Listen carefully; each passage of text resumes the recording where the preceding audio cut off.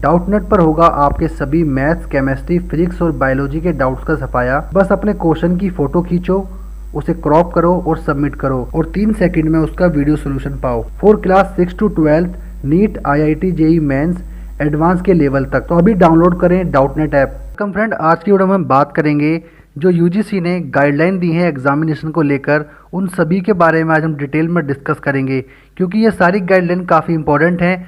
तो चलिए शुरू करते हैं और देखते हैं क्या क्या गाइडलाइन यूजीसी की तरफ से एग्जामिनेशन को लेकर इस बार आ रही हैं। तो सबसे पहले आपकी स्क्रीन पर एक यूजीसी का सर्कुलर है जो यूजीसी ने 29 अप्रैल 2020 को रिलीज़ किया था, जिसमें यूजीसी ने एग्जामिनेशन पर गाइडलाइन दी थी और साथ ही साथ एकेडमिक कैलेंडर को भी अपडेट किया था, क्योंकि आप सभी जानते हैं कोविड-19 की वजह से पूरे देश में लॉकडाउन है और अब उसे एक्सटेंड करके 17 मई तक कर दिया गया है। इसी वजह से यूजीसी ने गाइडलाइन और एकेडमिक कैलेंडर को अपडेट किया है और सभी को इन्फॉर्मेशन दी है कि उनके एग्ज़ाम का प्रोसीजर क्या होगा और क्या क्या नए चेंजेस होंगे नए स्टूडेंट के लिए और पुराने स्टूडेंट के लिए।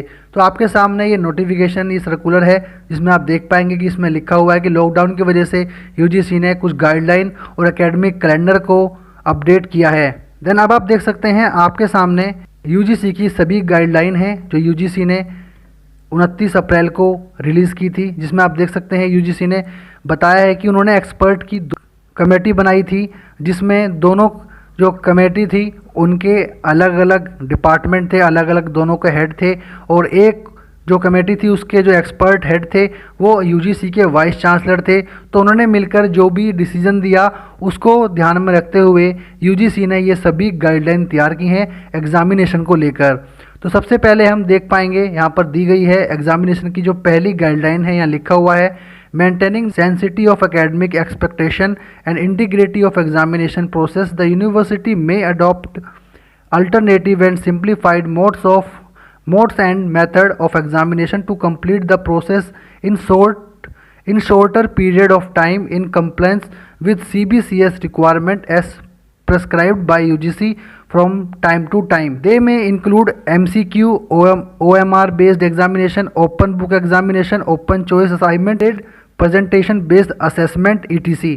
यानी कि यहाँ पर बताया गया है कि एग्ज़ाम के टाइम पीरियड को कम से कम किया जाए, एग्ज़ाम को ईजी बनाया जाए, एग्ज़ाम को MCQ या OMR सीट के एग्ज़ामिनेशन को तैयार किया जाए ताकि स्टूडेंट जल्द से जल्द कम से कम टाइम पीरियड में अपने एग्ज़ाम कंप्लीट कर सकें।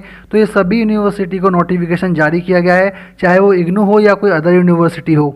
इसमें एग्जामिनेशन के टाइप जैसे open book examination, open choice assignment, इन सभी को ध्यान में रखते हुए ये सभी गाइडलाइन दी गई हैं।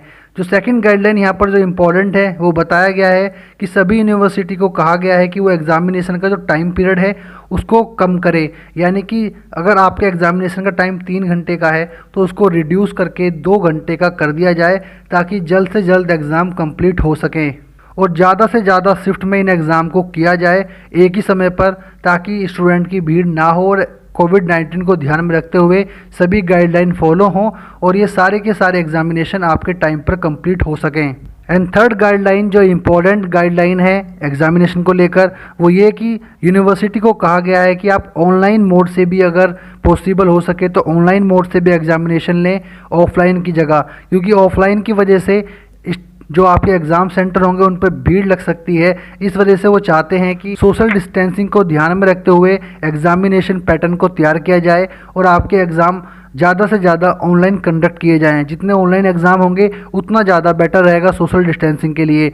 इस वजह से सभी को नोटिफिकेशन दिए गए हैं। अपने सब सिस्टम के अकॉर्डिंग जो भी यूनिवर्सिटी के रूल रेगुलेशन है उसको ध्यान में रखते हुए आप सभी ऑनलाइन और ऑफलाइन एग्जामिनेशन मोड को पे ध्यान दें और एग्जामिनेशन को इस तरह कराएं कि एग्जामिनेशन सेंटर पे किसी तरह की कोई भीड़ ना लगे। फोर्थ जो गाइडलाइन यहाँ पर है इसमें लिखा है terminal semester year examination for PG और यूजी कोर्सेज प्रोग्राम में be conducted by university as suggested in the academic calendar keeping in mind the protocol of social distancing. यानी कि टर्मिनल सेमेस्टर और ईयरली एग्जामिनेशन जो post graduate course और under graduate course के लिए conduct किए जाएंगे उन सभी में आपको ध्यान रखना है। जो भी इन्होंने बातें एकेडमिक कैलेंडर में कही गई है उन सभी को ध्यान में रखते हुए आपको इन सभी के एग्ज़ाम कंडक्ट करने हैं और सोशल डिस्टेंसिंग का आपको ध्यान रखना है। सभी प्रोटोकॉल, सभी गाइडलाइन में मोस्टली जो डिस्कस किया गया है, जो बताया गया है वो सोशल डिस्टेंसिंग है, क्योंकि कोविड-19 से लड़ने के लिए सबसे बड़ी जो चीज़ है वो सोशल डिस्टेंसिंग है। तो इसलिए हर पॉइंट में इस चीज़ को ध्यान में रखने के लिए कहा गया है और सभी रीजनल सेंटर जो इग्नू के हैं उन सबको भी ये नोटिफिकेशन अब तक पहुंच चुका है और इसी के बेसिस पर आपके एग्ज़ाम का पैटर्न तैयार किया जा रहा है। एंड साथ ही साथ यहाँ पर जो एक और गाइडलाइन है उसमें बताया गया है कि आपके 50% मार्क्स आपके प्रीवियस सेमेस्टर के परफॉर्मेंस पे डिपेंड करते हैं। अगर आपके प्रीवियस ईयर में आपने एग्जामिनेशन दिए हैं और जो स्टूडेंट न्यू है, जो फर्स्ट टाइम एग्ज़ाम देंगे, उनके लिए ये वैलिड नहीं है। यानी कि जिनके सेकेंड ईयर या फाइनल ईयर के एग्ज़ाम है उनके मार्क्स उनके लास्ट ईयर के परफॉर्मेंस पे भी दिए जा सकते हैं। तो इस चीज़ का भी आपको ध्यान रखना है कि आप किस तरह आपने लास्ट ईयर में परफॉर्म किया था, उसी के अकॉर्डिंग आपको मार्क्स मिल सकते हैं। तो ओवरऑल यहाँ पर काफ़ी सारी जो गाइडलाइन दी गई हैं वो सभी एग्ज़ाम के लिए काफ़ी इंपॉर्टेंट है और आप सभी को ध्यान में रखनी होंगी कि आपके एग्ज़ाम किस तरह से उनमें चेंजेस हो सकते हैं। हालांकि ये जो गाइडलाइन है ये सिर्फ यूजीसी की हैं, यानी कि आपकी यूनिवर्सिटी यानी इग्नू ने अभी अपनी तरफ से क्लियरली कोई बात नहीं कही गई है कि वो किस तरह से एग्ज़ाम को लेंगे, ऑनलाइन मोड से या ऑफलाइन मोड से, वो अभी तक पूरी तरह से क्लियर नहीं है। तो आपको अभी वेट करना होगा इग्नू की गाइडलाइंस का, जो इग्नू इंस्ट्रक्शन देगा उसके अकॉर्डिंग आपके एग्ज़ाम कंडक्ट किए जाएंगे। एंड यहाँ पर जो छठी गाइडलाइन यहाँ पर जो यूजीसी की तरफ से दी गई है उसमें बताया गया है कि आप सभी को नेक्स्ट ईयर और नेक्स्ट सेमेस्टर में प्रमोट किया जाएगा। जो सभी स्टूडेंट अपने एग्ज़ाम देंगे या जो सभी स्टूडेंट इसमें फेल भी हो जाएंगे या एब्सेंट भी होते हैं तो उनको भी नेक्स्ट सेमेस्टर या नेक्स्ट ईयर के लिए प्रमोट कर दिया जाएगा। उसमें कोई प्रॉब्लम आपको फेस नहीं करनी पड़ेगी। एंड यहाँ पर साथ साथ बताया गया है कि आपको कम से कम एक हफ्ते पहले यूनिवर्सिटी की तरफ से इन्फॉर्म कर दिया जाएगा कि आपके एग्ज़ाम किस तरह कंडक्ट होंगे, क्या क्या एक्टिविटी होंगी और क्या क्या उसमें आपको चीज़ों का ध्यान रखना होगा। वो सभी इन्फॉर्मेशन आपको यूनिवर्सिटी की तरफ से 1 वीक पहले दे दी जाएगी।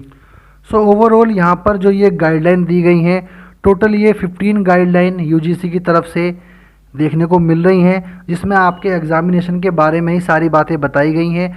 तो आप एक बार इस नोटिफिकेशन को, जो ये सर्कुलर आया है, इसको एक बार ध्यान से ज़रूर पढ़ें ताकि आपके लिए सारी पॉइंट सब चीज़ें क्लियर हो सकें, क्योंकि ये सभी कोर्सेज़ के लिए है, चाहे वो एमफिल पीएचडी हो या अंडर ग्रेजुएट कोर्स हो या पोस्ट ग्रेजुएट कोर्स हो। तो उन सभी कोर्स के लिए ये नोटिफिकेशन, ये सर्कुलर इशू किया गया है। जो इंपॉर्टेंट पॉइंट थे, 2 या 3 इंपॉर्टेंट पॉइंट मेरे हिसाब से इसमें थे आप सभी के लिए, जो मैंने आपके साथ डिस्कस किए हैं। तो उन सभी का आपको ध्यान रखना होगा। साथ ही साथ मैं नेक्स्ट वीडियो में आपके साथ एकेडमिक कैलेंडर पे डिटेल में बात करूंगा, क्योंकि वो इससे भी ज़्यादा इंपॉर्टेंट है, जिसमें आपको काफ़ी सारी चीज़ें जानने को मिलेंगी। हालांकि काफ़ी स्टूडेंट इस बारे में समझ भी गए होंगे, बट फिर भी काफ़ी पॉइंट्स ऐसे हैं जो अभी तक कंफ्यूजिंग है, जो आपको सही से समझ में नहीं आ रहे होंगे। तो वो सभी हम नेक्स्ट वीडियो में यानी एकेडमिक कैलेंडर के बारे में जब बात करेंगे तब आपके साथ डिस्कस करूँगा। तो मिलता हूँ आपसे नेक्स्ट वीडियो में एक नए टॉपिक के साथ। तब तक अपना ध्यान रखिएगा and thank you so much for watching.